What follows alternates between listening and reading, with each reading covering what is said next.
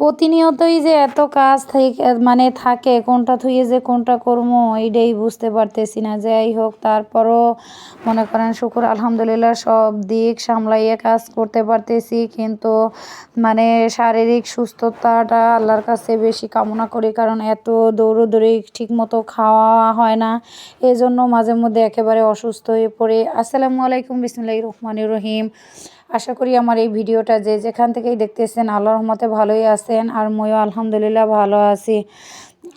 কয়েকদিন ধরে মাইও পোলাই একেবারে নাস্তা টাস্তা বানায়, আর আমি মাঝে মধ্যে ওদেরকে মানে এটারে সেকা দিয়া দেই, কিংবা তেল দিয়ে একটু ভাজা দিয়ে তারপরে নাস্তাটা দেই।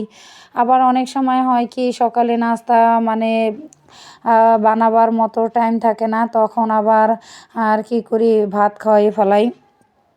যেরকম যে সময় যেটা হয় ওইভাবেই আর কি চলার চেষ্টা করি। যাই হোক, কয়েকদিন স্কুলটা বন্ধ ছিল মেয়েটার, এজন্য হাতে হাতে কাজ করছে, আমার এত প্যারা লাগে নাই, যখন যেভাবেই হোক সেইভাবে সামলাইছি। এখন একেবারে হজ ও বড়লা, ভিডিও তো তেমন একটা করতেই পারতেছি না সময়ের অভাবের কারণে। পাশাপাশি যাদেরকে কাজ শেখাই তাদের সেগুলো কমপ্লিট করতে হয়, পাশাপাশি মাদ্রাসা পড়াশোনা সমস্ত কিছু মিলেই একেবারে হযবরল। জানি না যে আর মানে কখন একটু সময় পাবো, আর মানে একটু ফ্রি হইয়া একটা কিছু করার চেষ্টা করবো। যাই হোক, মানে এখন এমনও অবস্থা যেন যে কোনো কিছু যে একটু রেডি করে খাবো বা তৈরি করে খাবো সেই সময়টা পর্যন্ত হয় না। যাই হোক, আজকে কিন্তু মেহমান আসবে, তো মেহমান আসলে অনেক কিছুই রান্না করব। রাতে গরুর মাংস, চিংড়ি মাছ, অন্য যা দরকার সেগুলো রেডি করে রাখছি। আর এখন পাশাপাশি তার নাস্তা দেওয়ার জন্য ফুলকপির পাকোড়া বানাবো, আর পাশাপাশি এই যে তেলের পিঠা মানে ভাজবো।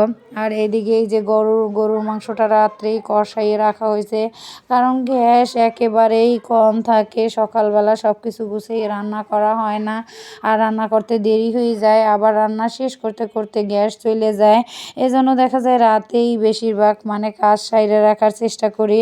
ফুলকপিগুলো খুব সুন্দর করে মানে সেদ্ধ করা হয়েছে। এখন এখানে পানিটা সেঁকে নিলাম, আর এখানে একটা ডিম দিয়া, একটু ময়দা দিয়া, একটু কর্নফ্লাওয়ার দিয়া একটা ডো বানাই নিলাম। এইভাবে যদি ফুলকপিটা ভাজা হয় মানে তেলের ভিতরে, তাহলে অনেক ভালো লাগে, অনেক মজা লাগে।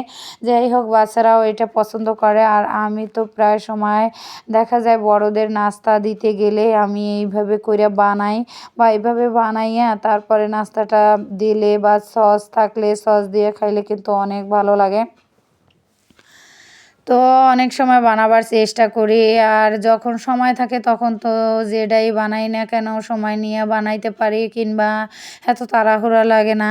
তো আজকে যেহেতু মেহমান আসবে, তো একটু তেলের পিঠা বানাবো, আর এই যে ফুলকপির পাকোড়া, সাথে দুই আইটেমের ফল, কেক, রসমালাই, মানে সমস্ত কিছু মিলেই এই আয়োজনটা করা হয়েছে।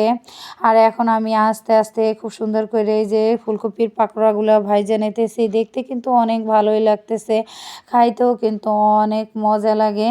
আর এতটা মানে মচমচা হইছে, হ্যাঁ কি আর বলবো আপুরা ভাইয়েরা, আপনারা বাসায় হয়তো বাচ্চাদেরকে এভাবে নাস্তা বানাই দিতে পারেন, বাইরে থেকে কেনার থেকে যদি বাসায় এইভাবে বানাই দেন তাহলে বাচ্চারা কিন্তু অনেক পছন্দ করবে। আমার বাচ্চারাও অনেক পছন্দ করে, কিন্তু দেখা যায় সব সময় তো আর বানানো হয় না। একটু সময় থাকলে দেখা যায় সেই সময়টা নানান কাজের মধ্যে একেবারে ব্যস্ত হয়ে পড়ি। তো কোনটা থুয়ে কোনটা করব, অনেক সময় আমার একেবারে মাথা মানে হইয়া যায় যে টেনশনে, যে কোনটা থুয়ে কোনটা করব। কিন্তু তারপরও আগেই অগ্রিম মানে কালকে কি করব সেই প্ল্যানটা করা থাকে, এজন্য অতটা মানে প্যারা থাকলেও অতটা কষ্ট হয় না। কালকে রান্নাটা মানে আজকেই চিন্তা ভাবনা করে রাখি যে কালকে কি রান্না করব। আর ওই যে পাকোড়াগুলো একপাশে আমি ভাজে আছি, আবার আর এক পাশে আমি এই যে খুব সুন্দর করে মানে এই সেদ্ধ ফুলকপিগুলোই আর এই যে এইগুলা একসাথে একটু একটা গাজর একেবারে একটু ভাজি করে নিতেছি, কারণ যারা আসবে তারা তেমন একটা ঝাল খাইতে পারে না। হালকা একটু ঝাল দিছি এখানে, মাত্র 2টা কাঁচামরিচ দিছি, দিয়া তারপরে এটা তেলের উপরে একেবারে নাইড়ে চেড়ে খুব সুন্দর করে ভাজির মতো করে নেব, এই জন্য আর কি করছি। আর এখন কিন্তু আমি ওই যে মানে তেলের পোয়া পিঠা বানাবো, এই জন্য ডোটা একটু মাখাই নিতেছি। আর একটা ডিম দিছি এখানে। দেখা যায় কি এই ডোটা একটু আগে যদি গোলাই রাখা হয় তাহলে ভাজতে সুন্দর হয় আর পিঠাগুলাও ফুলে যায়, কিন্তু ডোটা যদি সাথে সাথে গোলাইয়েই পিঠা ভাজতে যাই তাহলে তো পিঠা তেমন একটা সুন্দর হইবে না। কিন্তু কিছুই করার নাই, মেহমান আইসা পড়ছে, এখন সুন্দর হোক আর সুন্দর নাই হোক পিঠা তো ভাজ্যে উঠাইতেই হইবে, মানে তাদের সামনে দেওয়ার জন্যই আর কি এই করছিলাম, এই জন্য তো রাখার আর কোনো উপায় নাই, এই জন্য তাড়াহুড়া করে আবার দিতেছি। তো দেখা যায় যে মেহমানের সামনে যে কটা দেবো ওইভাবে ওই কটা ভাজবো, আর বাকিগুলো রেখে দিছি পরে ভাইজা নেব।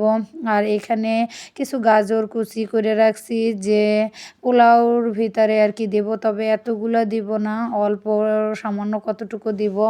আর এখন আমি পোলাওটা রান্না করলে প্রায় সমস্ত কিছুই রান্না শেষ হয়ে যাইবে। তো এদিকে মেহমানও খুব অস্থির চলে যাওয়ার জন্য, তো আমি আবার বললাম যে আর একটু সময় দেন, হয়ে গেছে প্রায়। এই যে পোলাওটাও প্রায় রেডি, এখন তাদের সামনে আর কি খাইতে দেওয়া হবে। তো দেখা যায় কি যে অনেক সময় তাড়াহুড়া করে কাজ করলে অনেক রান্না তেমন মানে সুন্দর হয় না, আবার অনেক সময় দেখা যায় তাড়াহুড়ো করে করলেও পারফেক্ট মতোই হয়। পোলাওটা আজকে এত সুন্দর হয়েছে, একেবারে ঝরঝরা, আর দেখতেও কিন্তু অনেক সুন্দর লাগতেছে, আর খাইতেও মাশাল্লাহ দিলে অনেক মজা হয়েছিল। আমি যখন পোলাও রান্না করি তখন একটু তেলটা একটু কম দেওয়ার চেষ্টা করি, কারণ তেলা হয়ে গেলে অতটা মজা লাগে না। আর একটু গুঁড়া দুধ মানে গোলাই দেওয়ার চেষ্টা করি। তো আজকের পোলাওটা যেই খাইছে সবার কাছেই অনেক ভালো লাগছে, সবাই মানে অনেক মজা করে খাইছে। যাই হোক, আর এই যে এখন সমস্ত কিছু এখানে রেডি করছি, এখন তাদেরকে মানে খাইতে বসাই দেব। তো আমি এখানে আস্ত একটা মুরগি মানে ভাজা, তারপরে এই যে রোস্ট করছি মানে, আর এখানে চিংড়ি মাছ ভুনা করছি, গরুর মাংস ভুনা, আর সাথে এই যে একটা ভাজি আর ওই সালাদ।